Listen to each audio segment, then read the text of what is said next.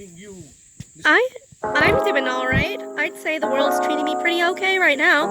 I'm setting up for school, getting my stuff together for that. I just finished cleaning my room, and so and I'm so happy that you're here today. I'm happy to be here. I'm going to go and see Grandma. Bring her over so you can photograph and video her. Great, wonderful.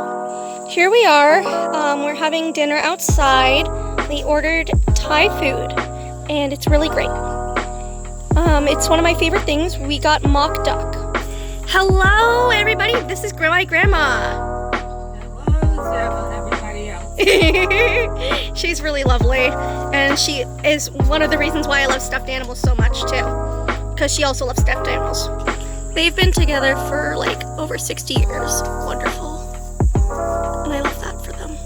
And here it is. Oh, it's lovely. Thank you. From the neighbors were giving it away. Here's my new candy dispenser for, just for the heck of it, because it looked really cool. So nice. And this is my bookshelf. All this stuff, this canopy is from Five Below. Same with the roses.